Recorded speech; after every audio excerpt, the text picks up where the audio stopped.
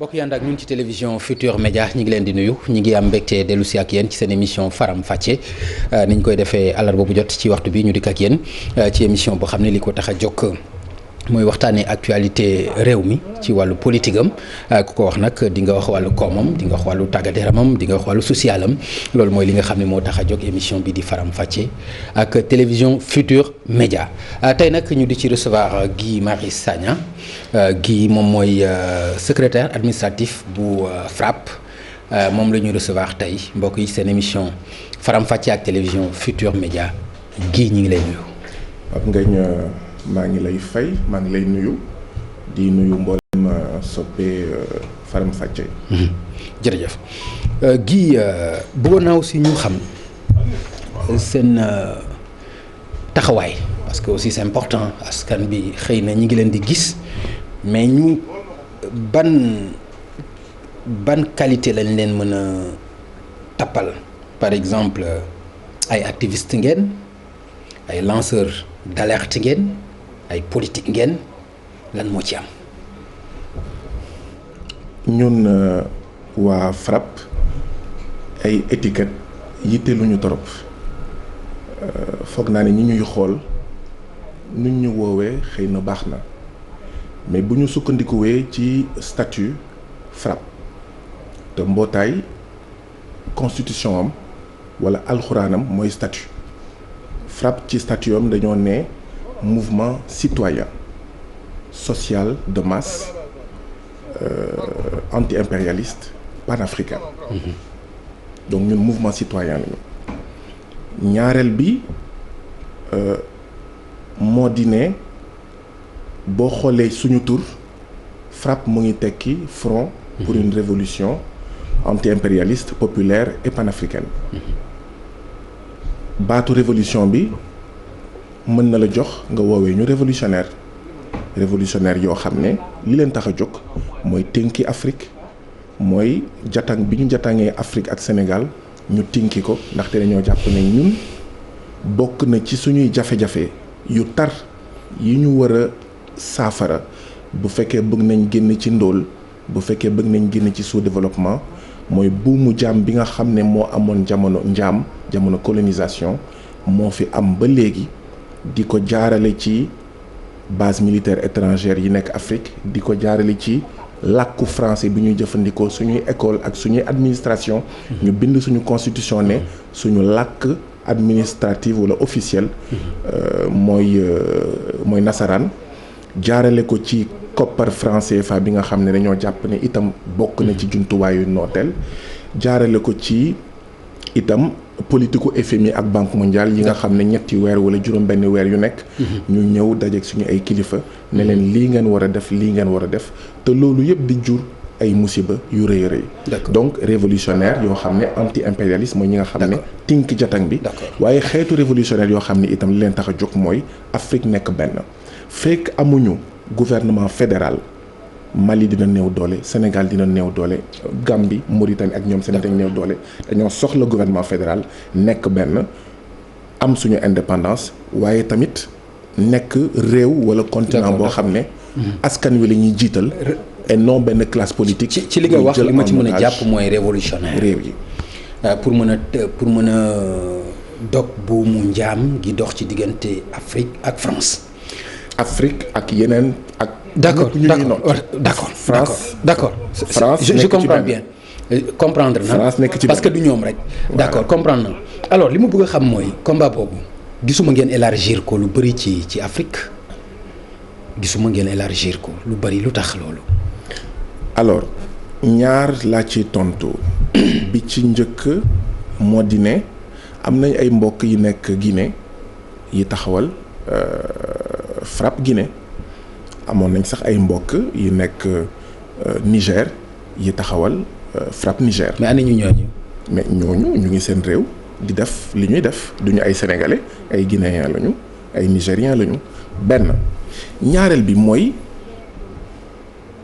am FRAPP Guinée wala FRAPP Mali tekkiwul rek am kuréel bu nekk Mali bu tudd FRAPP.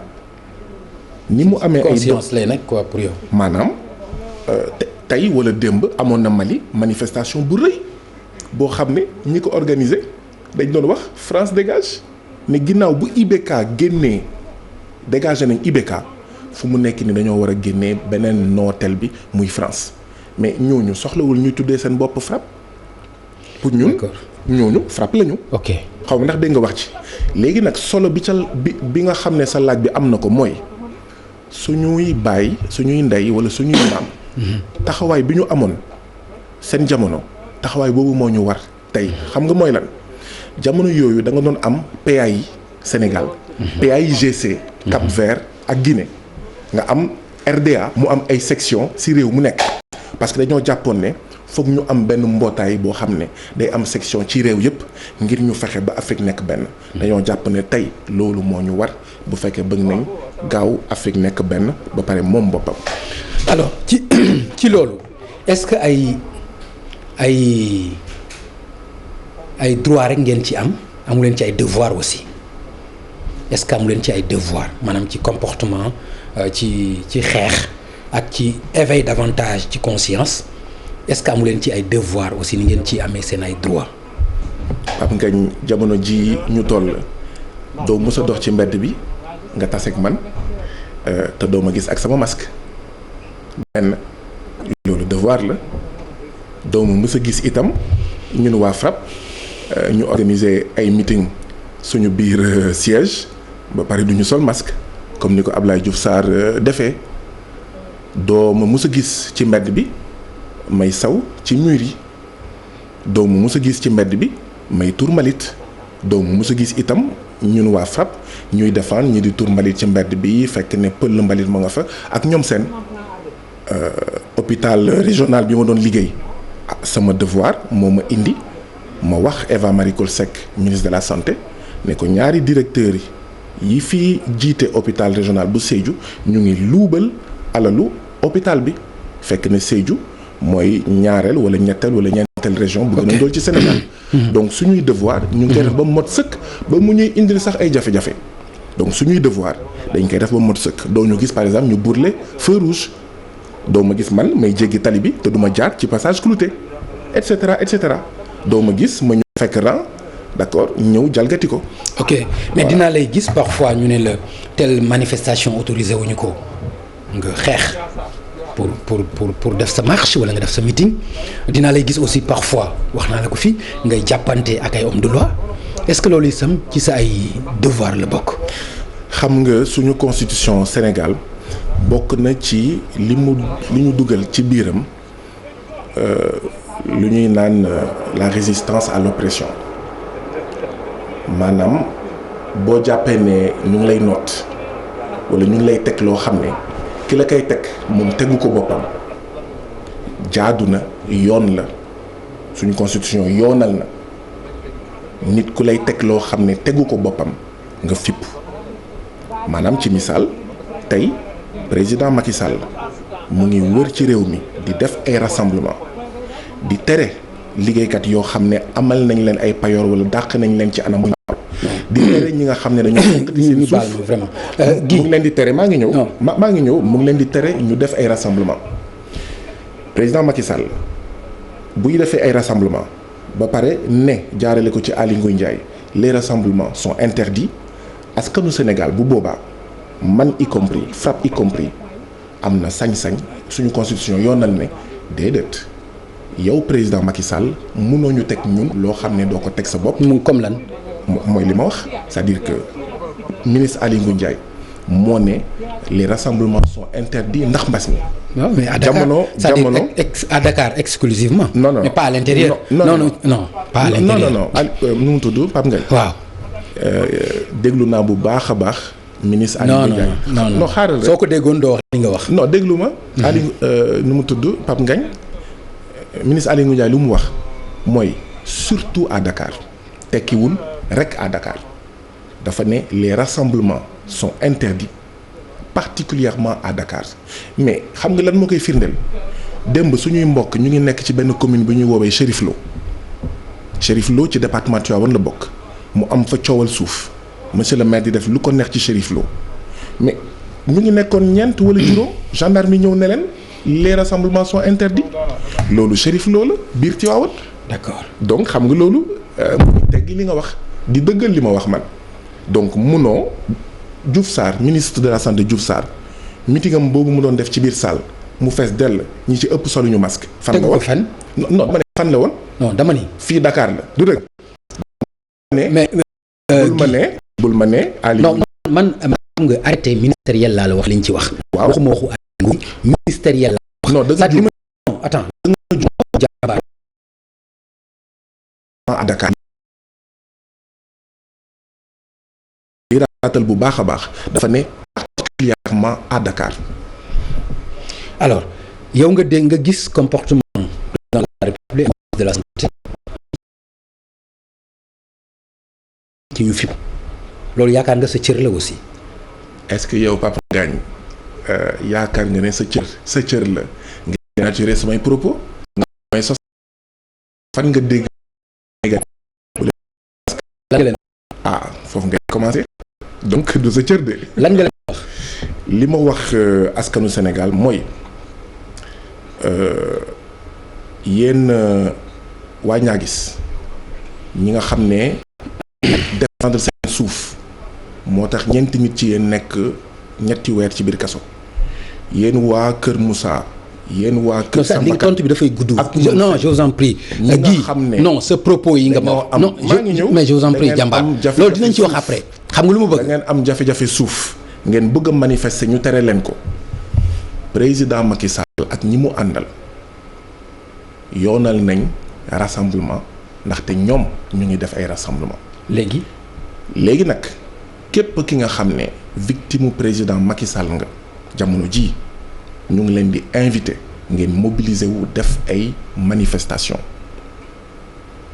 loolu de laa wax. def ay manifestation waaw.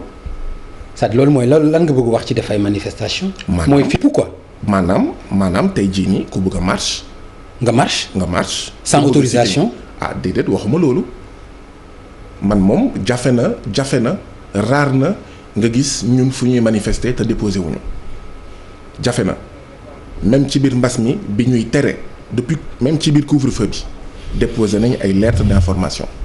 mënuma la wax juróomi weer yi passé ñaata yoon la ñu interdire les animateurs culturels bu ministère de la culture ñun ñoo ànd ak ñoom ñu déposé ndax bañ politique bu nekk ministère de la culture ñu interdire ko defuñu ko 7e promotion université virtuelle du Sénégal nga xam ne depuis daaw la ñu am bac te ba léegi amuñu machine ñu toll ci 1100 déposé nañ ñu interdire lañ ko les bacheliers non orientés 1300 bacheliers daaw la ñu am bac seen rakk yi am nañ bac ren ba léegi orienté guñ leen déposé nañ ay yoon ki yoon. ñu léegi bu mujj bi à l'université Cheikh Anta Diop bi ngeen mujj def foofu te ñu jàpp ci Touré.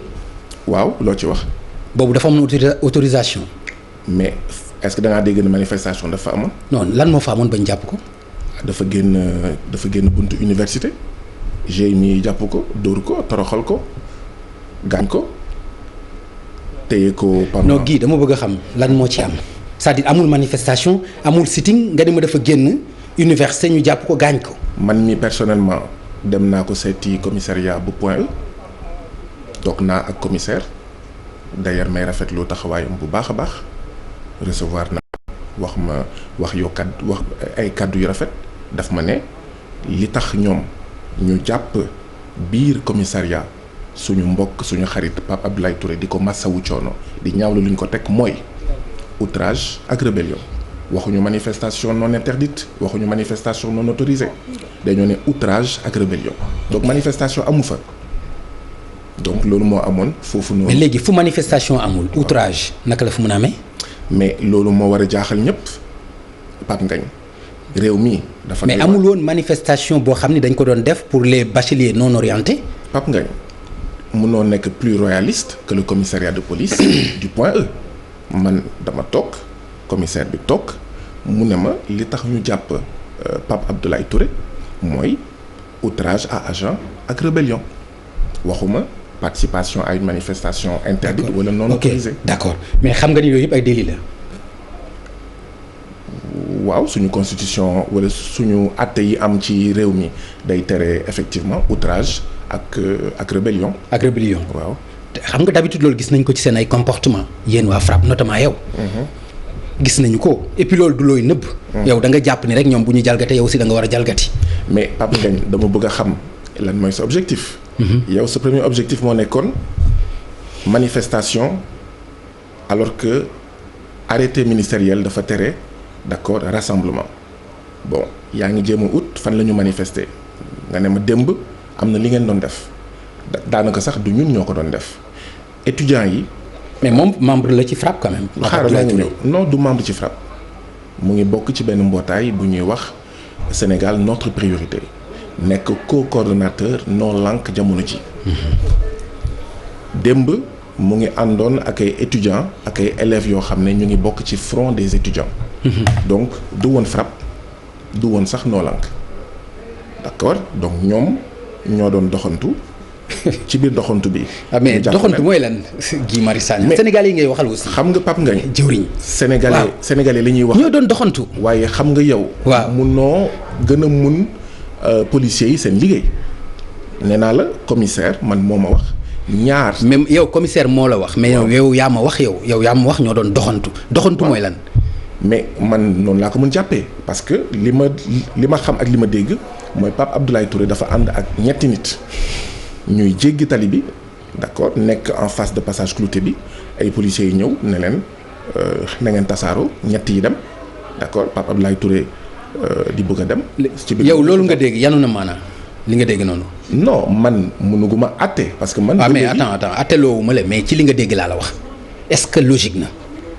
Pape Ngagne. waaw man seetuma luy logique. non mais man dama lay laaj. non xam nga lan laay seet. waaw li may seet mooy toog naa ak commissaire de police waxuma waxu manifestation waxuma waxu baare tali daf ma ne lii la ma nettali daf ma nettali ne gars yi dañoo ñëw fekk leen ñu ne leen ñu dispersé wu ils étaient 4 ñett ñi dispersé wu après je ne sais pas dans quelles circonstances la affaire yi envenimé wu man toogaguma ak Pape Abdoulaye Touré pour xam sa version des faits mais ce qui est constant Pape Ngagne te loolu la ñu mën a gum jàpp. mooy commissaire man waxuma manifestation. Khoureyssi Thiam ñu koy gërëm di ko sant. Khoureyssi Ba ñu koy gërëm di ko sant muy suñu avocat ñun ñëpp. dégg nañ li mu waxu fi ay rébellion la fi wax ak outrage. donc waxu fi waxu manifestation donc defaguñu manifestation pour revenir au sujet parce que loolu moo ëpp solo. bu ñuy noot askan. d'accord askan wi am na sañ-sañ teggi fi nooteel man nag li nga xam ne moom laa bañ Pape Ngagne te nëbbuma ko. mooy mënuma nangu Sénégal ñu naan 2 peuples 2 buts 2 fois suñu devise mooy 1 peuple 1 but 1 fois 1 peuple 1 but 1 fois mooy ñun ñëpp yem ci kanamu yoon. da nga gis le contraire. oui parce que bu ñu interdire rassemblement ñi nga xam ne sax ñoo jël dogal interdire rassemblement chargé de faire respecter la loi ñooñu ñoo ko war a njëkk. jikko woo ok. d'accord sa collègue yow. sa collègue. bi nekk RFM tey def na benn chronique. ne moom àndul ak président Macky Sall ak Abdoulaye Diouf Sarr li ñuy doxalee. ci ñàkk respecter rassemblement. et je crois que képp kuy nitu dëgg. même bu fekkee FRAPP neexu la même bu fekkee Guy Marius Sagna neexu la. war nga d'accord ne. li président Macky Sall di def semaine a ngi ak Abdoulaye Diouf Sarr du dëgg du yoon léegi nag ñun du ñu am suñu problème. léegi gii ñoom bu ñu deful lu dul dëgg du yoon yow da ngay def lu dul dëgg du yoon noonu nga koy suivre. mais noonu nga koy régler. tout dépend de li ngay wax du dëgg du yoon. si d'accord parce que bu fekkee da nga wax. sa collègue ya nekk ñaagis wala ñu nekk feneen génn leen ngeen def seen ay rassemblement ci moment boo xam ni moment pandémique la. waaw nga xam ni rassemblement bokk na ci li nga xam ni baaxu ci. waaw est-ce que yow loolu mooy devoir la pour yow nga wax leen ñu def la même chose que ñële li ñu def. xam nga lan laa jàpp Pape Ngagne mooy corona jàngoro la jàngoro bu ñu war a xeex la et que kenn ci ñun ku nekk ci ñun dafa war a bañ nekk ki nga xam ne mooy lawal jàngoro bi et que ñun ñëpp war nañ mobiliser. mais yow xam nga loolu est-ce que. maa ngi ñëw non soo est-ce que xam nga ko. mais nee naa la doomu mës a gis ci mbedd bi. waxuma. te soluma masque. mais du ma la mës a gis ci mbedd mi te soluloo masque. seen collègues yi bu ñu ñëwee siège FRAPP li ñuy njëkk gis mooy gel alcoolique baa ngi nii. d'accord mooy les sièges 1 mètre de distance pour distanciation physique bi d'accord sa collègue yëpp yi ñëw conférence de presse siège u FRAPP loolu la ñu fay gis. d'accord léegi gii yow mais pourquoi donc ngay apprécier pour que rassemblement yi comme ñële def nañ ko ku mu neex na nga ko def fu la neex.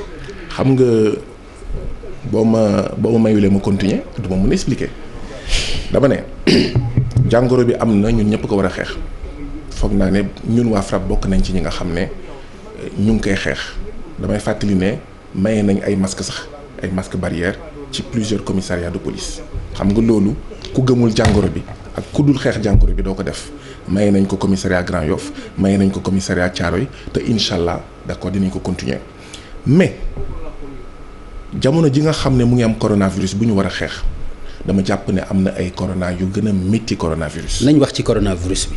loolu mën nañ ci wax après. mais c'est-à-dire il faut aussi que.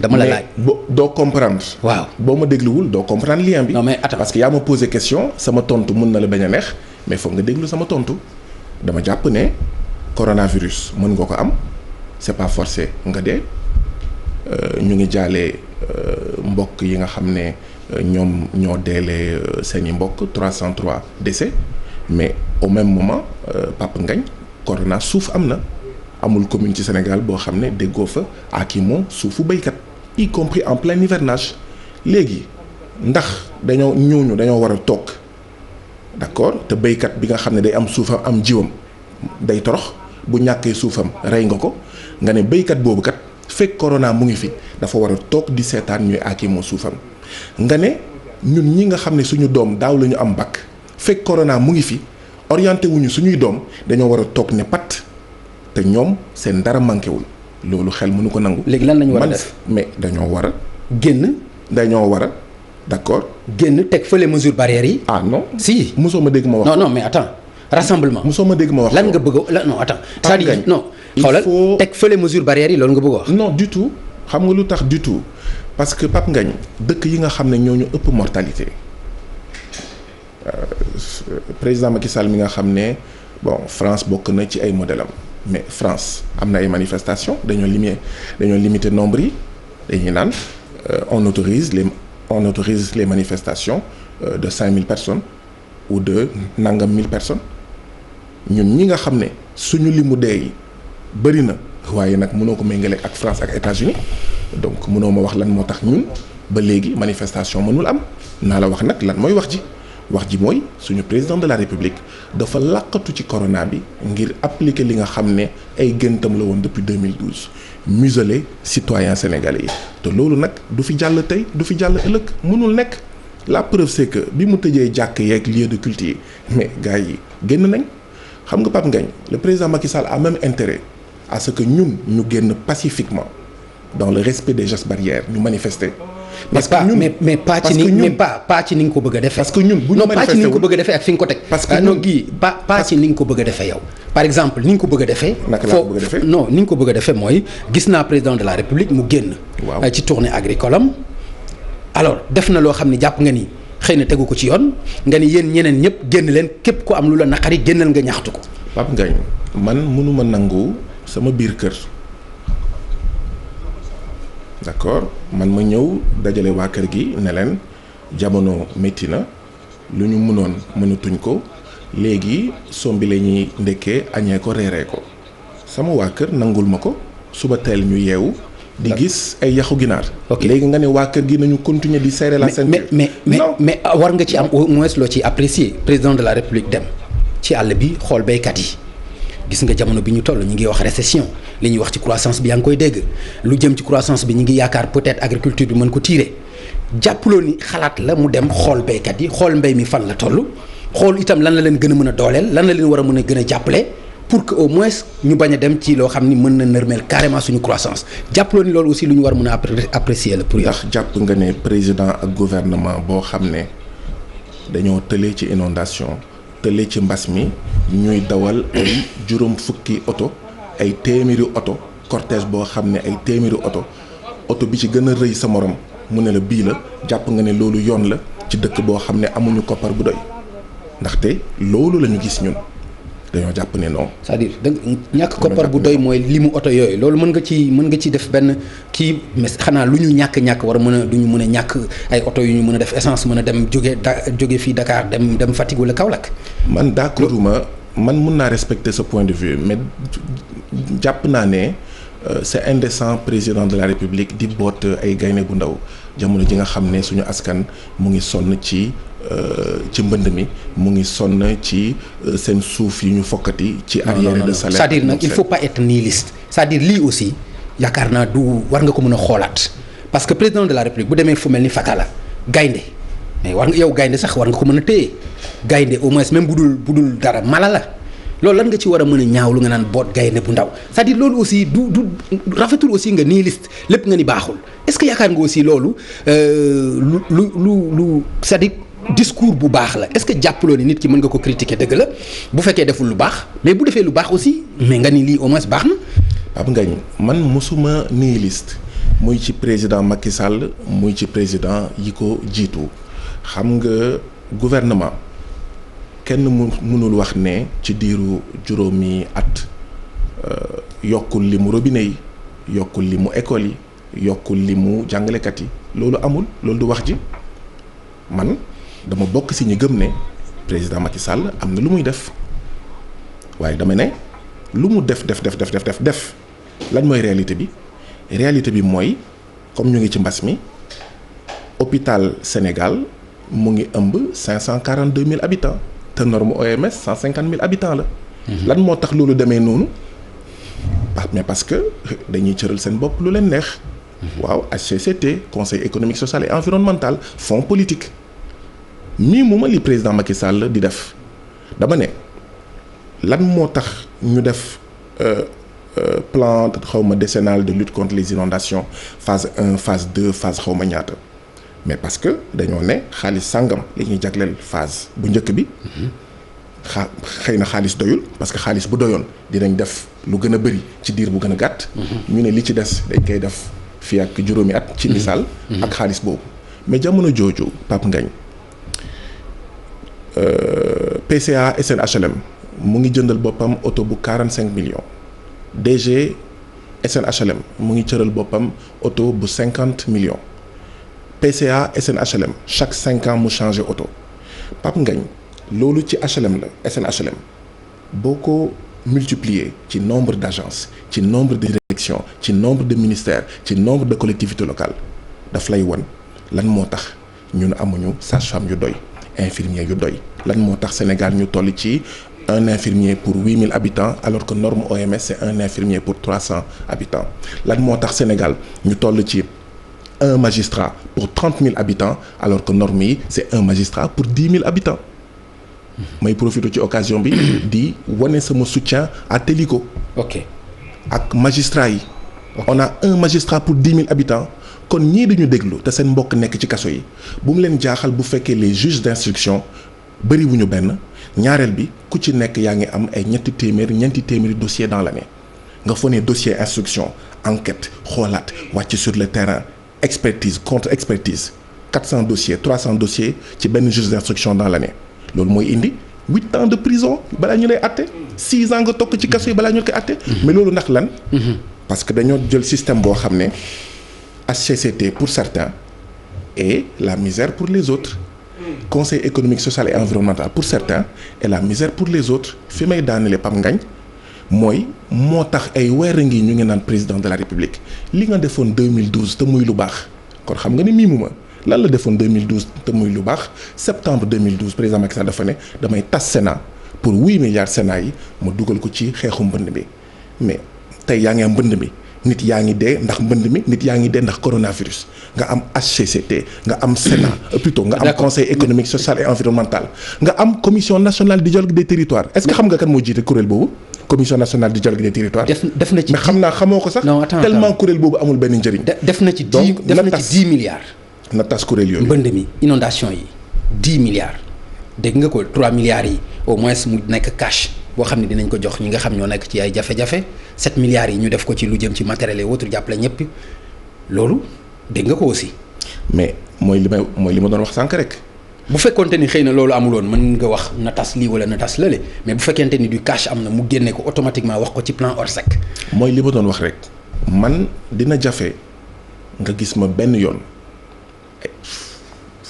ay fukki at ci ginnaaw ba tey wala lu ëpp fukki at ci ginnaaw ma ne la président Macky Sall defu fi dara doo mu mës a dégg ma wax loolu doomu mës a dégg même avant président Macky Sall ma naan diw defu fi dara loolu bokkul ci sama discours parce que duma ko wax te gëmuma ko li ma gëm mooy am na lu ñuy def mais lu ñuy def dafa infinitésimal tellement dafa tuuti tellement comparé ak besoin yi te loolu lan moo ko waral mooy boo bàyyee sa alal. mais xamal ni aussi nekkuñu ci réew bu développé ah. mais maa ngi ñëw. xam nga ni nekkuñu ci réew bu développé. mais lan moo tax développé wuñu loolu mooy wax ji. non mais attends mais xam nga ni nekkuñu ci réew boo xam ni bu développé la loolu aussi xam nga ko yow. malgré critiques yi ngay def xam nga ni ci réew mi nga nekk. xam nga ni du réew bu développé. ñaar laa du réew boo mën a méngale yaa ngi du réew boo mën a méngale ak yeneen i réew. ñaar laa ciy wax. waaw ñaar laa ciy wax naam effectivement dañoo nekk réew mu sous-développé mais réew mu sous-développé day xam boppam mooy lan yow say ministre mënuñu am train de vie bu 5e puissance de la terre muy France di am. ngay dawal oto yoo xam ne ñoo ëpp doole sax ñoo gën a cher sax les ministres du 5e pays du monde muy benn loolu foog ñu wax ko président Macky Sall mais système bi critique boobu donc système bi la. j'en viens boo ma bàyyi woon ma wax. naa ñëw critique la boo xam ne dañ koy formuler à l'endroit du président Macky Sall ak ñi mu àndal waaye tamit à l'endroit de la majorité de la classe politique parce que effectivement noonu dañuy gisee pour ñoom gouvernement ministre da ngay nguuru. da ngay noos ak ñoom seen. loolu mooy la première critique la deuxième critique mooy. boo nekkee pays sous-développé tamit da nga war a xam deuxième fois sa bopp mooy lan bul bàyyi sa zircon sa wurus sa phosphate doxandem yi impérialistes yi di ko jël di fi bàyyi. léegi buñ ko jëlul nan ngay def. buñ ko jëlul nan ngay def. buñ ko jëlul naka ngay def nan ngay def waaw. mais xam nga bàyyiwu leen rek ñu ñëw jël yóbbu au moins am na en contrepartie. am na parce que xam nga ni lu ci bëri am ay moyens yoo ko exploité. am na benn président boo xam ne ñu ngi ko doon woowee Evo Morales moo jiite woon Bolivie bi ñu koy fal mu nekk président bu dee juumuma pétrole am 12% moo doon toog Bolivie 88% di génn Bolivie. ñun loolu moo ñu dal mais moom dafa fexe ba ci diir bu gàtt. mu ne multinationales yi c'est à prendre ou à laisser 88% yi moo fiy toog 12% yi moo fiy génn. or ñu nekkuñu ci loolu Macron lu mu joxoñ président Macky Sall dagg Macron bu ne xonk na Macky Sall ne ko cur Macron bu ne tàng na Macky Sall ne jër maanaam surga impérialiste la rawatina nag surga Emmanuel Macron ak France dañoo jàpp nag ne ñun bañuñu France bañuñu États-Unis bañuñu FMI ak Banque mondiale wala ay ñoom Union européenne mais suñu askan moo ñu gënal est-ce que jàpp nga ni loolu ci relation France ak Afrique sax laay wax ndax jàpp nga ni loolu pertement Afrique la wala c'est-à-dire est-ce que du ay avantages yoo xam ne Afrique daf ko ci am moom moo tax parce que réew yu mel ni France wala réew yu mel ni États-Unis wala yeneen réew moo xam ni muy Turquie wala muy Chine wala muy feneen mais xam nga ni seen taxawaay aussi ci Afrique taxawaay bu am solo la bu fi amul woon mën na gën a compliqué jàpp nga ni bu ñu fi jógee mën na am lu ko remplacer ba réew yi mën a développer. ñu ngi 2020. am nga ci solution bu ñu mën a dégg. ñu ngi 2020 1960 la ñu ne la ñu jël indépendance ñi ngay wax noonu ñëpp ñu ngi ak ñun boobu ak léegi avant sax indépendance ak léegi mais ñun ñii nekk UEMOA ñun ñii nekk pays africain de la zone franc lan la ñu jural ñun ñooy ndaare ci àddina bi réew yi gën a ndóol ci àddina bi. fukki réew ak juróom yi gën a ndóol ci àddina bi li ci ëpp mooy ñun Sénégal ay Niger ay Burkina ak ñoom seen. donc buñ fi nekkul woon mu gën a ñaaw mais ñaaw na déjà d'accord Mali lu ëpp ñetti junni wala ñeenti junni soldats français ñu nga fa. terewul terroristes yi ñu ngi def lu leen neex principal opposant bi xawma Soumaïla Cissé lu ëpp 1 mois muy ne kenn xamul fu mu nekk. France bu fa nekkul woon. mu ñaaw ce n'est pas vrai au contraire ñoom ñii ngay wax ne bu ñu fi nekk loon mu ñaaw ils font partie du problème et donc jàngoro da nga koy génnee sa yaram nga sànni ko ba ñu jëflanteeg ñoom mais nañu jëflanteeg ñoom de gagnant à gagnant relation gagnant-gagnant mais pas ñun ñu nekk seen fas ñoom ñu ñuy war pas ñoom ñu ñuy diri te ñun duñu taamu suñu ndong fu muy dal nooteel moo am suñu digganteeg ñoom te fekk comme ni ma koy waxee tinkiwuñu suñu diggante jatang bi ñu jatangee jëlee wuñ ko fi émergence dina fi gëcc émergence du fi am. d'accord am na aussi lu ma remarqué Guy Marius Sagna mooy dañu remarqué fan yii yëpp sa siège seen siège plutôt FRAPP fu bëri ñu bëri fa la ñuy ñëw di ñaxtu yu bëri fa lañ koy defee ci ay conférence de presse ak yeneen pourquoi choix boobu ngeen ubbil leen ko lan moo ko waral. ñun boo jëlee suñuy statut dafa wax ne képp kuy membre FRAPP obligation la nga nekk ci wetu askanu Sénégal buy xeex nga nekk ci wetu askanu Sénégal bu ñuy noot boo gisee nga ñuy gis ci wetu waa PCC yi waa ABS animateur culturel yi waa Pikine fële ci booru armeel yi waaw waa Pikine ak ñoom seen waa Tobène waa Kiñaabuur waa Guéréo ak ñoom seen lim bi dina gudd waa Ñaagis et cetera suñu statut moo ñu ko imposé bu ñu nekkoon beneen mbootaay xëy na ñu am beneen taxawaay waaye suñu statut moo ne forcé yéen waa FRAPP ngeen nekk ci wetu askanu Sénégal gratuitement ngeen koy def wala dafa am léegi gratuitement ngeen koy def nekk ci wetu ñooñu ñuy noot di xeex mooy benn déglu leen ñaar ànd ak ñoom ñett recevoir leen loolu moo tax ñu am siège pour ñun suñuy réunion waaye pour tamit dalal ñi nga xam ne soxla nañ ñu d'accord waaye itam bu fekkee ñoom itam ci biir pour jot seen àq ak yelleef pour xeex dañoo soxla def conférence de presse waaw suñu siège mu ngi fi pour def conférence de presse gratuitement alors ñi ëpp ñi nga xam ne ñooy def conférence de presse suñu siège duñu fay au niveau du FRAPP benn suñu siège dañ koy fay dañuy fay luwaas fay courant fay ndox fay ki nga xam ne moom moo koy nettoyer boo nekkee membre FRAPP obligatoire nga joxe cotisation minimum 1000 francs am na ñuy cotiser 1000 francs am na ñuy cotiser 2000 am na ñuy cotiser lu ko ëpp alors xam nga ne pour organisation boo xam ne nee na du jël xaalisu ONG du jël xaalisu Macky Sall nga yore rek sa cotisation nga am loo xam ne bëgg nga ko def dina métti donc ñun lu ñu def mooy benn wax membre yi na ngeen cotiser ñaar ñi nga xam ne dañuy ñëw def conférence de presse ñu ne leen bu ngeen mënee contribuer leen d'accord ndaxte bu ngeen ñu jàppalewul dinañ ñàkk suñu siège te bu ñu ñàkkee suñu siège dinañ ko ñàkk pour ñun dinañ ko ñàkk itam pour yéen ak kon ñi def conférence de presse dañuy fay non du ñoom ñëpp li ci ëpp fayuñu li ci ëpp joxewuñu mais am na ñoo xam ne dañuy joxe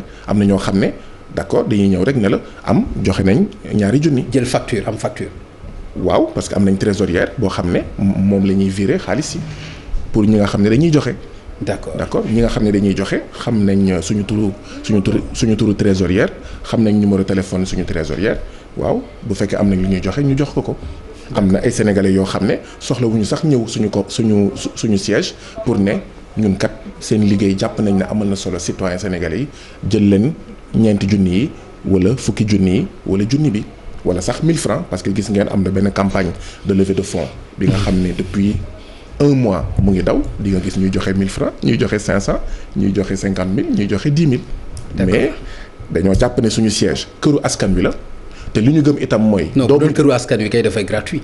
waaw non bu doon këru askan wi. waaw non kon du ngeen ci laaj 1 franc. Papa Laye xool ma naan Papa Laye maa lay jaarat lekk Papa Laye xam nga benn ñun waa FRAPP dañoo toog lu ëpp fukki weer ak ñaar di ut siège fu ñu dem pour joxe suñu xaalis gars yi ne yéen nu ngeen tudd ñu ne leen FRAPP France Dégage gars yi ne non merci li ma nekkee kaso mois de février génnaguma ci laa yëg ne am nañ siège fekk ne lu ëpp weer ñu ngi wut kon déjà am siège yombul benn ñaareel bi boo bëggee def conférence de presse fii ci biir Dakar lu mu gën a néew di nga fay ay fukki junni wala 60 000 mais dafa am solo organisation bu mel ni ñun buy liggéey ak ay population yoo xam ne dañuy yittewoo def conférence de presse te mënuñu fay ay 200 000 wala 100 000 ñu am siège léegi nag ñun nag amuñu fond politique ñun nag tàllaluñu loxo ay Osiwa wala ay Soros ak ñoom seen fu ñuy jëlee suñu xaalis mooy ñun suñu cotisation man par exemple damay cotiser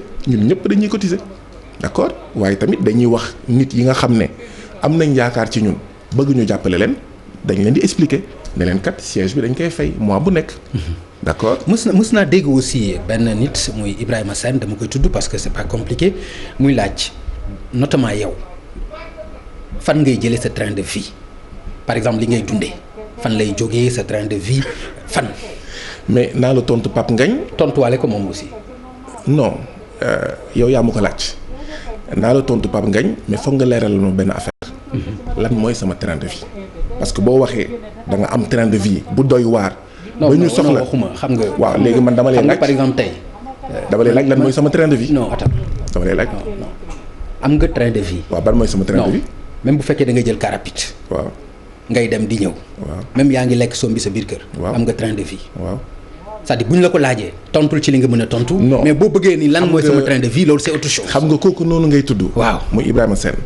bi mu koy wax ba mu koy wax parce que y a la lettre et l'esprit lim si jublu woon mooy xool leen Guy Marius Sagna ni muy doxalee nii dundinam bii du xaalis bu ndaw moom mooy tax mu mun dundee nii moo tax yow ma lay renvoyer question bi lan mooy sama dundin ba tax ñu war a am xel bu ñaaw war a questionner d'accord sama train de vie est-ce que man aw ma woon oto léegi dama am oto est-ce que man dafa amoon fi ma dëkkoon dëkkatuma foofu Pape Ngagne. est-ce que xam nga ne juste avant may dugg camp pénal man dama amoon ay arriérés de loyer ñu utal ma sax huissier. pour génnee ma sama kër ma obligé pour fay loolu ma bàyyi kër googu xool naka lay fayee loyer boobu ma dëkk foo xam ne lii xëy na Thomas Sankara doon wax xëy na moom la Burkinabé yi doon wax. entrée couchée est-ce que problème boobu moo tax nga bëgg a def kaso mu nekk sa kër problème amuloo loo fayee location nga bëgg a def kaso mu nekk sa kër. mais waaw am na ñoo xam ne gën a yomb quoi ñu gàddul la lépp quoi ndekki añ reer nga tëdd. waaw am na ñoo xam ne mën nañu am gis-gis boobu. mais bon du ma commentaire loolu. parce que je trouve que c'est de la provocation. Et que c'est indécent. ok. allez-y. non pare na. parce que question bi moo nekkoon. lan mooy sama train de vie. waaw ba tax ñu war ko questionner. foog ñu wax ma qu'est-ce qui sort de l'ordinaire. ndax damay voyager par avion ndax damay dawal léegi oto ndax lan moo war a tax bu dee siège bi du sama siège u frappe la. du man maa koy fay. d'accord man bokk naa si ñi di cotiser.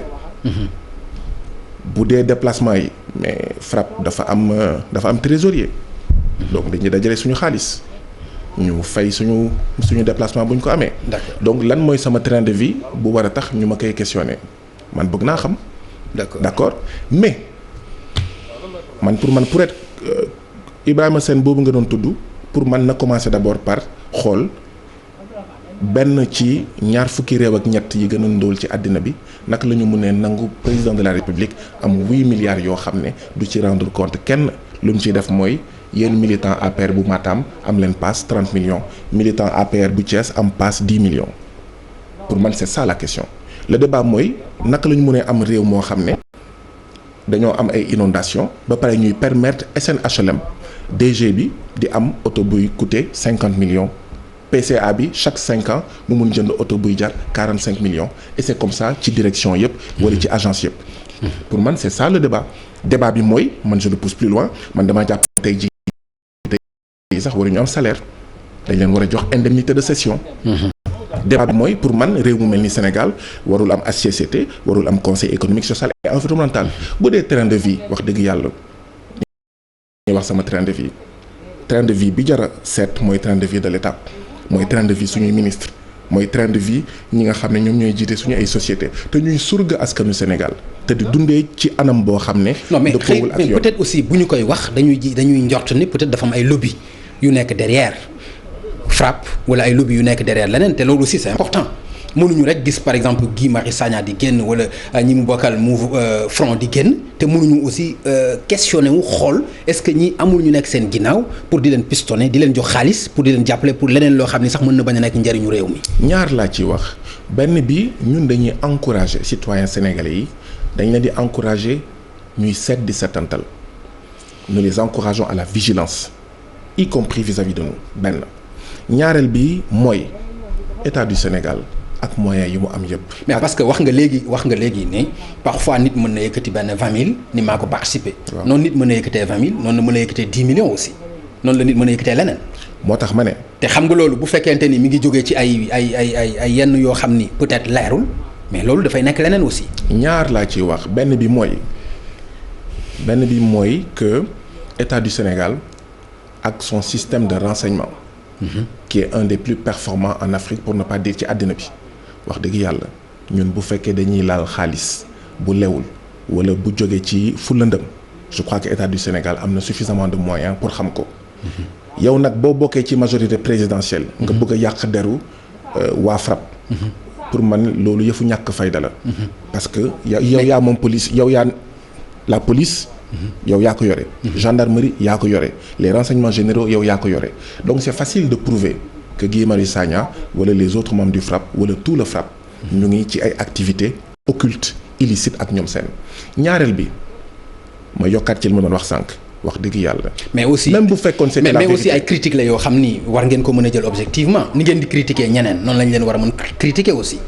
ñun c'est-à-dire ku mel ni Ibrahima Sène am na droit aussi wax ni train de vie Guy Marius Sagna war nañ ko xool wala mu wax train de vie wu keneen mais loolu bu ko waxee yéen aussi da ngeen am devoir wax ko lii mooy suñu point de suñu train de vie mais du nekk loo xam da ngeen koy jàppe benn critique wala benn xas wala benn saaga wala comme ni nga ko waxee c'est indécent man je pense que loolu du tontu bi.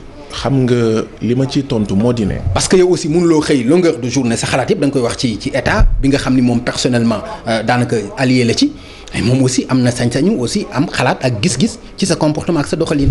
man bu ma nekkoon ci état du ma ne war nañ lijjanti train de vie Pape Ngagne damay wax service yi nga xam ne ñun ñoo ko contrôler dama leen di actionner ñu def enquête loolu mooy fulla loolu mooy fayda xam nga koo xam ne nekkul ci état kooku mën na wax mën na njort mën na xalaat mën na def ay réflexion waaye yow boo nekkee ci état. mooy li mu def. non moom mu ngi ci majorité présidentielle bu fekkee affaire boobu ñor na ko waru ko woon sax génnee xam nga lan moo ko waral dem gis Aly Ngouille Ndiaye mi nga xam ne ñoom ñaar ñoo bokk coalition Benno Bokk Yaakaar ne ko Aly Ngouille Ndiaye wala mu dem OFNAC. voilà wala mu dem OFNAC. comme yéen ni ngeen ko defee. mais ak Mansour Faye. nu mu tudd Pape Ngagne yaa ngi confirmer li ma wax. ok dama ne. moom ak keneen. non d'accord naa ci li nga wax kay moo tax ma wax loolu wala mu dem OFNAC. c'est tout c'est-à-dire muy moom muy beneen nit bu nekk. am na sañ-sañu am lu ko jaaxal ci Massamba wala ma Demba. mu dem OFNAC. absolument c'est-à-dire bind plainte am daal ni Guy Marius Sagna ak FRAPP bëgg naa xam seen alal fan lañ koy jëlee. mais ñu convoqué la. mais loolu ça ne nous choque pas. ok li may choqué mooy. yow nga am possibilité yooyu yëpp. parce que yow yaa nekk ak état ngay toog di wax waroo wax da nga war a jëf. da nga war a actionner les leviers yi dem defi seen enquête jox la ay résultats. bu ñu la waxee non ni ko état mën a defee noonu la ko citoyen bi mën a defee parce que OFNAC aussi ubbi nañ ko pour ñëpp parce que yéen def ngeen ko. porté ngeen plainte mais Pape Ngagne bul jaxase lu bokkul. waaw damay ne ñi nekk ci majorité bi du rek OFNAC la ñu am. xam naa dañu am seen ay leviers. voilà les services de l'État d'accord les renseignements généraux ak ñoom seen d'accord ñoom ñoo koy contrôler Pape Ngagne Sonatel say message ñu ngi koy gis. bien sûr bu ñu ko bëggee gis dañ koy gis. ça c'est clair. donc. ça moom c'est donc Fatou wala Doudou. au lieu ñuy wax naan waa FRAPP wala Guy Marius Sagna nañu def lu ñu war a def seeni enquête te kenn du yëg bu fekkee suñu taxawaay dëppoowul ak yoon ñu tëj ñu wala def xawma instruction wala affaire yooyu. d'accord mais jarul wax. alors ci introduction bi junj nga ma wax nga ma sax yaatal nga ko que mën nañ leen woowee révolutionnaire wala ci mouvement citoyen wala dara est-ce que mën ngeen ci egg. ba participer ci ay échéances électorales. alors li ma mën a gum wax mooy li amagum ñun dañoo ne mouvement citoyen lañu. kuy bokk ci ñun sax kenn du la laaj ndax bokk nga ci parti wala ndax bokkoo ci parti. lu ñu la wax rek mooy FRAPP lii la. lii moo la war. nga bokk fenn nga ñàkk bokk fenn suñu newu ci. et que donc. bu dee FRAPP ñu bëri mën nañ ci bokk même waa APR sax bu leen neexee bu ñu ñëwee lire suñuy statut d'accord ci condition mën nañ ci bokk donc ñun joxe ay consignes mënuñu sax joxe ay consignes de vote bay wax ay waxu coalition ak ñoom seen xaw ma ndax comprendre nga ok élection législative 2017 fii la ñu fekk donc mos a gis FRAPP tout à fait ne j'appelle à voter pour tel candidat wala pour tel autre candidat donc ñun nekkuñu mouvement boo xam ne mën na joxe consigne de vote wala mën na joxe lu ëpp consigne de vote voilà. d'accord mais bëggoon naa xam parce que da nga ni ma ci moment bii rek nga ma mën a tontu muy le moment tey. voilà. envisager woo leen ko parce que mooy lu ñu njort ni peut-être dans l'avenir parce que ci sa passé gis nañu sa ay activités politiques ndax mën nañ jàpp aussi ci sa avenir mën nañ ko xalaat. ñaar benn bi mooy FRAPP musul waxtaanee ñu ne est-ce que dañuy jàppale diw wala jàppale diw. mais individuellement. maa ngi ñëw je crois même que am fitu ñëw réunion FRAPP di naan ndax waruñoo jàppale diw wala jàppale diw fooguma ne am na ay membres FRAPP yu am fit boobu ndaxte statut yi dafa leer nañ. d'accord léegi nag mais ci biir FRAPP am na ñu bokk parti Malick Gakou. am na ñu bokk parti diw wala diw. am na ñu bokk parti Mamadou Lamine Diallo loolu yoonu FRAPP newu ci. d'accord FRAPP lenn rek li ci wax mooy booy ñëw réunion FRAPP booy dugg siège FRAPP. d'accord sa mbubbu parti politique wala sa mbubbu xawma lan na nga ko bàyyi. ci buntu bi léegi Guy Marius Sagna ci parti kan la bokk moom. maa ngi bokk yoonu askan wi loolu wax naa ko ay yoon ki yoon wax naa ko ci sa plateau. ay nit wax nañ ko. maa ngi nekk biir kaso si reportage rek si portrait yi nit yi ñu ngi koy wax. man waxal naa ko sa bopp. ñaareel bi journaliste yi nga xam ne ñu ngi gas ak yooyu voilà. xam nañ ko. dama nekk biir kaso di seetaan télé di déglu rajo mais dégg yéen ñi nga ni wax ne voilà fii laa nekk. mais confirmé nga ko. mais man sax wax naa la ko. wax naa ko ñeneen ak ñeneen ci plateau. ok d'accord léegi personnellement ci localité ci élection locale am nga par exemple foo xam ni xalaat nga ni war nga fa mën a briguer suffrage pour nekk maire quelque part. xam nga bi may ñëw fii. dafa am fi nga jaar. da nga woo chargé de communication FRAPP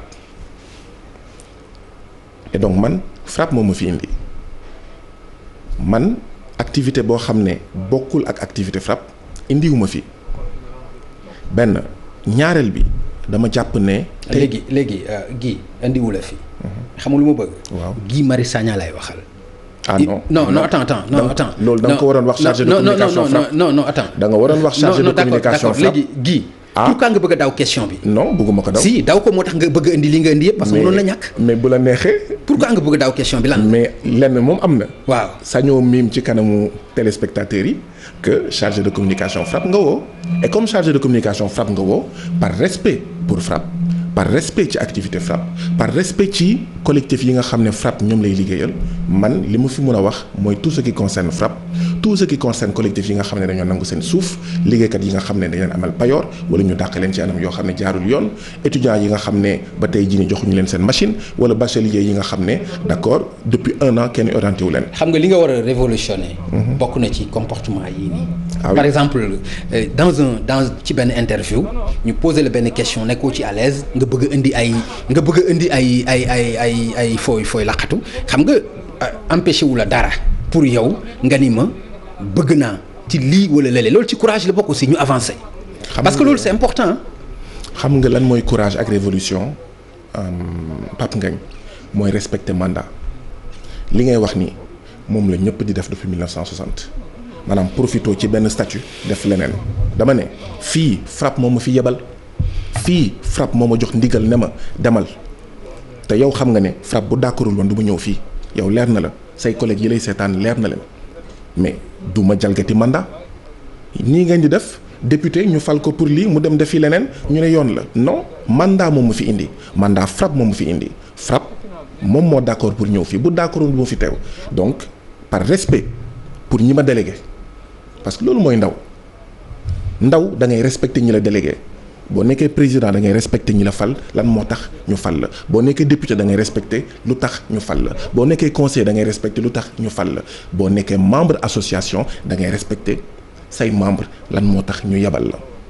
et donc Pape Ngagne pour man le courage et la révolution mooy justement de changer waaw ñi nekk ci association yi ci parti yi ci kuréel yi ñu fal leen après ñu naan. waaw man mun naa waaw c'est vrai que ñu ñoo ma fal waaye am naa liberté def lii am naa liberté wax lii déedéet il faut rester dans le mandat. voilà.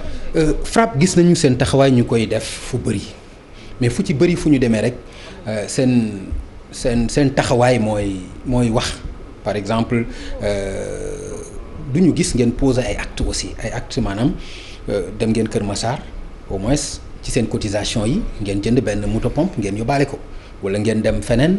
ñoo xam ne am nañ benn jafe-jafe bi ngeen teg ko est-ce que loolu bokk na ci li nga warul bokk ci li nga xam ne aussi seen taxawaay la. li ma ci njëkk wax mooy boo demee ministère de l'intérieur Pape Ngagne di nga fa fekk xeetu mbootaay yu bëri. parti politique par exemple dafa am lu muy tekki mënoo laaj parti politique loo xam ne li tax ñu naan parti politique taxu kaa jóg. ONG dafa am li ko tax a jóg mënoo laaj ONG ne ko il faut concourir au suffrage universel. looy wax nii. li ma bëgg a wax mooy. waaw ñun waa FRAPP dafa am li ñu tax a jóg benn. ba ci social ak soutien ak solidarité maa ngi ñëw taxu leen a jóg. maa ngi ñëw ba ma bàyyee naa si egsi dama ne wax parti politique sax muy def social erreur la parce que parti politique social taxu kaa jóg léegi comme dañoo nekk ci réew moo xam ne ñi ko jiite dañoo ndóolloo noot ñi fa nekk ba dañoo xiif ñu ci ñenn ñi dañoo xiif ñuy politiquer seen malheur seen fande seen néew doole moo tax ñuy gis ay parti politique wala ñoo xam ne waruñu def social ñu def social dama ne benn Caritas c'est une organisation caritative Caritas doo ko laaj mu def campagne électorale waaye Caritas bi muy bind bi muy taxaw dafa ne man lii moo ma tax a jóg donc ñun boo ñuy àtte ñun waa FRAPP dañ ñuy àtte d'abord ci lan moo tax ñu judd.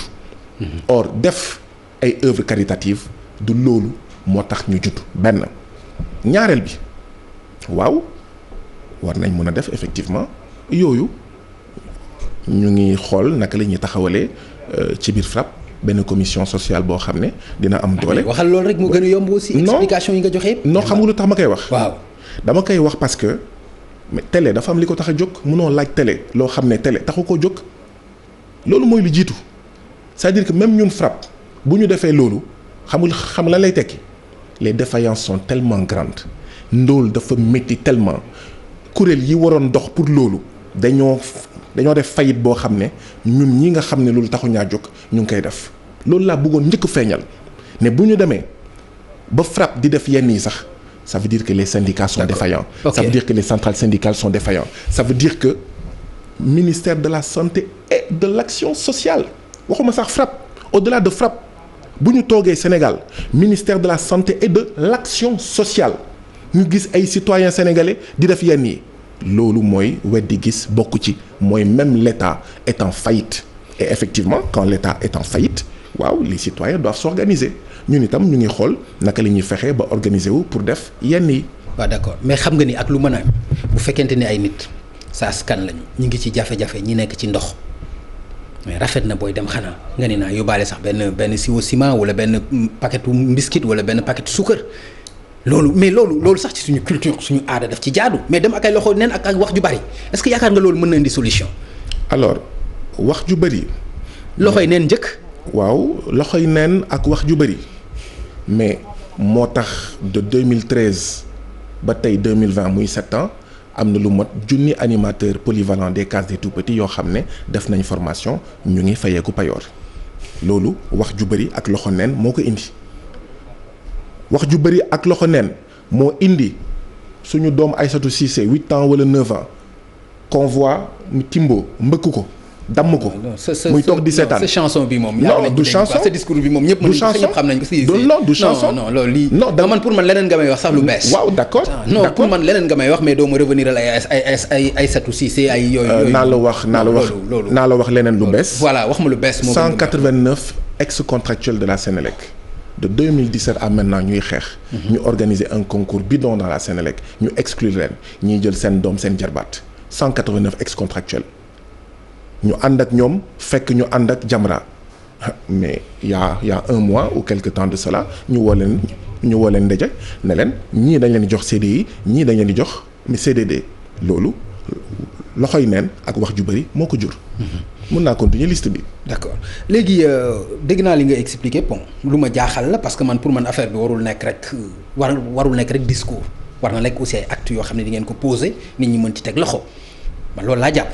beneen question boo xam ne xam naa ni moom la ñuy. ma xaaral balaa ngaa sori Pape Ngagne. mosuma tase ak yow manifestation. ndax da nga fa ne Sénégal dafa am ñoo xam ne dañ leen jur pour ñuy manifester am ñeneen ñoo xam ne dañoo war a toog seen liggéey man dama am liggéey ni yow man damay dem manifestation damay liggéey dem manifestation yow da ngay liggéey lan moo tax doo dem manifestation. non da nga ni mosoo taseeg man manifestation. maa ngi ñëw donc ñàkk a taseeg man manifestation. non attends maa ngi ñëw xam nga loolu moom. maa ngi ñëw non maa ngi ñëw maa ngi ñëw. may ma continuer ñu dem ci leneen. non ñu dem ci leneen. non si ñu dem ci leneen. kon c'est bon voilà je crois que comprendre nga ma kon mën nañu avancer. non si man aussi comprendre nga ma. comprendre nga ma. non comprendre ma la. non man aussi comprendre ma la kii alors. beneen question bi ñu ngi jëm ci ay lendemain yu xaw a jaxasoo ak troisième mandat pour le président ñu ngi koy wax gis nañu ci ay taxawaay yoo xam ne moom am na ko ci ñi ànd ak moom ci mouvance am ndax FRAPP am na ci agenda ci loolu. ñaar benn bi mooy. Pape Ngagne sama diggante ak yow. waxu troisième mandat bi am na solo. mais. li ëpp ci réew mi tey ay waxu suuf la ñuy wax dañoo nangu seen suuf li ëpp ci réew mi tey ñu ay liggéeykat ay waxu ñun amuñu droit syndical ñun dañu tax ñun dañu bul fàtte ni troisième mandat Sénégal daf ko traversé ak dret maa ngi ñëw ak lu metti yaa ngi fàtte dama la wax ñaar waaw bu ma commencé benn bi rek nga bëgg a bëj sama d'accord allez-y da ngay xaar ba ma wëlis ñaari wëlis nga soog a ñëw benn wëlis bi mooy Pape Ngagne dama jàpp ne tey li ëpp ci citoyens sénégalais yi du troisième mandat mooy seen priorité mooy dinañ am 70 000 nouveaux bacheliers ren alors que am na 1300 bacheliers yoo xam ne ba léegi orienté wuñ leen foog naa ne li ëpp ci citoyens sénégalais yi ay parents lañu. loolu mooy seen préoccupation bacheliers yële fan lañ leen di dugal. ñii am bac fu ñu leen di dugal. loolu dinaa la may après benn. non damay wane lien bi ne. pour man il y a un agenda politique il y a un agenda social.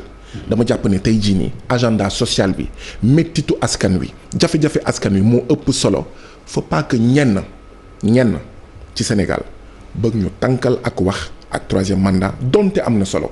loolu mooy deuxième point bi naa si ñëwaat. lan moo war a tax depuis plusieurs jours depuis plusieurs semaines dama koy waxaat fii.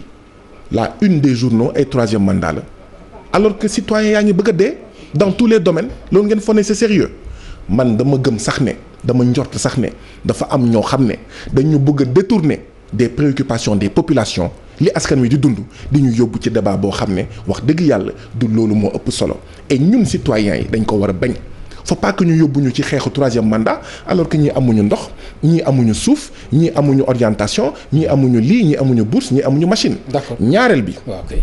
dama jàpp ne loolu moo ëpp solo ñaareel bi mooy que pour man loolu tamit faillite la. faillitu président Macky Sall la parce que bokk na ci li tax askanu Sénégal faloon ko mu saafara ay jafe-jafe. te troisième mandat nekkoon na jafe-jafe tey jii ni nekk fi sax di wax ndax war na am troisième ou pas mandat loolu sax défaite la ci président Macky Sall parce que waroon na ko régler ba nga xam ne on passe à autre chose. un des 23 pays yi gën a ndóol ci àddina bi war na tal leneen lu dul di wax ay troisième mandat moo tax man dama jàpp ne ñun Afrique ñun Sénégal nous avons en tout cas une bonne partie de la classe politique africaine et sénégalaise fait partie dafa bokk ci classe politique la plus bête du monde. Ah bon? waaw lu tax ma naan la plus bête du monde mooy tey jii nii le débat c'est naka la ñuy amee naka la ñuy reyee analphabétisme téeméer boo jël ci askanu Sénégal juróom fukk ak ñeent yi mënuñu jàng abajada. yaa ngi dellu ci social bi de. non waaw mais c'est lié Pape Ngagne. il faut pas être xawma isolé wala am un raisonnement mécaniste dama ne. ok la priorité débat bi Sénégal ak Afrique moo war a nekk naka la ñuy demee jàngi naka la ñuy fexe ba ñëpp mën jàng abajada naka la ñuy fexe pour faju naka la ñuy fexe ba am ñëpp am liggéey naka la ñuy fexe ba kaaraange naka la ñuy fexe ba am autosuffisance alimentaire ak ñoom seen mais pas tous les 5 ans tous les 10 ans troisième mandat au moment où yeneen classe politique yi li ñuy xalaat yëpp mooy naka la ñuy fexe ba gën a moom Afrique naka la ñuy fexe ba gën a tënk Sénégal Gambie xawma Afrique du Sud ak ñoom seen. loolu laay wax ne ñoom seen classe politique. li ñuy xalaat yëpp mooy gën ñu noot gën a jël suñu rongañ ak suñu deret di siim seen cere. ñun ñu toog di xalaat. naka la ñuy fexe ba wéy ci pouvoir bi naka la ñuy fexe ba yàgg. man sama gis-gis lu simple na président Macky Sall mënuñu ko may li nga xam ne mayuñu ko woon président Abdoulaye Wade. pour man wax ji jarul muy gudd. mënuñu ko may duñ ko may d'accord bokk na ci plan am moo tax d'ailleurs ñi muy dàq. mooy ñi nga xam ne dañuy wax amul droit am 3e mandat. mais ñi koy wax naan am nga droit am 3e mandat yëpp dàqu leen. loolu dafa am lu muy tekki. waaw waaye man dama jàpp ne waaw jotagul bés bu jotee ñu defaat wala ñu def lu raw li ñu defoon jamono. d'accord da ngeen di xaar ba ñu egg ci quoi amu leen ci agenda amu leen ci programme. non ku nekk yaa ngi préparé wu ñun ñu ngi préparé wu waaye dafa fekk rek ne d'accord saaga sénégalais yi mënul weesu ñu mar ñu xiif bëgg a jàng bëgg a faju mënuñu ko def ñu leen di tànkal ak waxu 3e mandat. dama jàpp ne c'est indécent et c'est insultant. kon yow yaa ngi ànd ak le président bi demandé à ces ñi mu bokkal coalition kenn bañ a wax ci mandat bi te ñu liggéey nekk ci yeneen priorité. kon yow yaa ñoom yéen a bokk xalaat foofu. président Macky Sall ni muy doxalee biir parti am sama yoon. non mais non attends bokkuma APR non du ma ko commenter. Guy Pape Ngagne du ma commenter li président dama lay fàttali un parti politique. organisation privée la. ni muy doxalee biir APR man li jëndewuma ko. non waxuma ni muy doxalee biir APR. da nga wax li mu wax dani priorité yi ailleurs la nekkul ci 3e mandat yow loolu nga wax. waaw man loolu laa wax. ma ni la kon loolu am ngeen ci convergence. du tout. ah bon. du tout parce que dans les faits le président de la République li mu wane c'est pas que soxla askan wi moom la jiital c'est vrai que mu ngi koy mbubboo di ko wax mais dama jàpp ne li muy wuyoo niroowu ko. donc amuñu ci convergence parce que jëf mooy natukaay yi dëgg Pape Ngagne. nit du lu muy wax. lu muy jëf la. le président Macky Sall lu muy jëf dafa safaanoo à des années-lumière de li nga xam ne moom mooy soxla ak yitte askanu Sénégal. jërëjëf Guy Marius Sagna maa ngi lay gërëm bu baax bàyyi la bu fekkee am nga message booy def rawatina activités yi nga xam ni am ngeen ko jafe-jafe yi nga xam ni seen ay doléances la ñu bari itam di ñëw vers vous bu fekkente ni am na loo ci mën a yëkkati ci message. waaw xanaa wax rek askanu Sénégal ne ñun waa FRAPP ñu ngi bokk naxar bi ak ñoom bokk seen métit ak ñoom seen métit mu ngi tudd akimoo seeni suuf seen métit mu ngi tudd ñu yoral leen ay payoor te fay ñu leen ko seen métit mu ngi tudd ñu dàq leen ci anam yoo xam ne dëppoowul ak yoon seen métit mu ngi tudd nga am bac orienté wuñu la seen métit mu ngi tudd ñu orienté la ci établissement privé yi mu mel ni doo étudiant à part entière mais étudiant nekkoo étudiant à part entière mais étudiant entièrement à part wala itam nga nekk biir UVS depuis 1 an mën a jot sa machine seen métit yooyu mooy suñu métit seen naxar yooyu mooy suñu naxar li ñu gëm nag mooy war nañ xool naka la ñuy joxante loxo ñun ñëpp nga xam ne ñun ñoo bokk naxar wax ak président de la République ci nii wala ci naa mu jóg ci jafe-jafe yooyu mu saafara jafe-jafe yooyu. jërëjëf Guy Marius Sagna ñun aussi ñu lay gërëm plaisir la bu yaatu xam naa ni xam nga ko sax ci recevoir la apprécier bu baax sa courage wax dëgg yàlla apprécier aussi sa combat ak sa xeex. loolu moom mën nañ ko wax ñu apprécier nañ ko bu baax et que di la ci ñaanal bépp boo ci sumb rek yàlla may la ci ndam loolu yéen ak waa FRAPP yëpp. parce que bi ngay wax léegi maa ngi lay wax Pikine parce que Abdoulaye Seck bi nga xam ne moo nekk foofu combat bi mu mënee foofu combat la bu ñu partagé aussi donc loolu ñu ngi ko ci encouragé di ñaan aussi mu am ci succès. ñu ngi lay gërëm bu baax Guy Marius Sagna.